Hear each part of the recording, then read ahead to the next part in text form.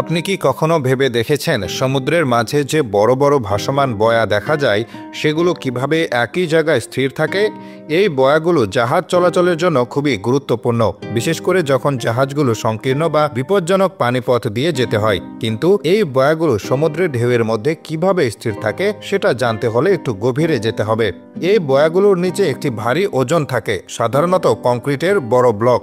এই ব্লকটি সমুদ্রের তলায় শক্তভাবে বসে থাকে। বয়াটি এই ব্লকের সাথে একটি মোটা ও শক্তিশালী চেইন বা কেবল দিয়ে যুক্ত থাকে। এই চেইন বা কেবল বয়াটিকে ভাসিয়ে দেয়, কিন্তু একই সাথে এটিকে স্থির রাখে। অর্থাৎ ঢেউয়ের সাথে বয়াটি উপরে নিচে নড়াচড়া করতে পারে, কিন্তু এটি কখনোই তার জায়গা থেকে সরে যায় না। এই পুরো সিস্টেমটি খুবই চালাকি করে ডিজাইন করা হয়েছে, কারণ যদি বয়াটি স্থির না থাকে তাহলে জাহাজগুলো তাদের পথ হারিয়ে ফেলতে পারে। বিশেষ করে রাতের বেলা বা কুয়াশার মধ্যে যখন দৃশ্যমানতা কম থাকে, তখন এই বয়াগুলো জাহাজগুলোর জন্য একটি নির্ভরযোগ্য গাইডের কাজ করে। একটি উদাহরণ দেওয়া যাক। ধরুন আপনি একটি জাহাজে আছেন এবং সামনে একটি সংকীর্ণ পথ আছে।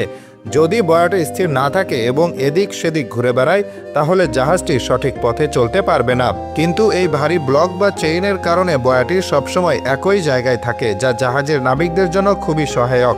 এই বয়াগুলো শুধু ভাসমান আলোকস্তম্ভ নয়, এগুলো সমুদ্রে নিরাপদ নৌযাত্রারও একটি অংশ।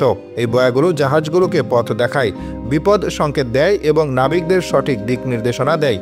এই বয়া দেখেই মূলত বিদেশি জাহাজ নিরাপদে বন্দরে প্রবেশ করে। যদি এই বয়া না থাকে তাহলে জাহাজ প্রবেশে মারাত্মক ঝুঁকি থাকে।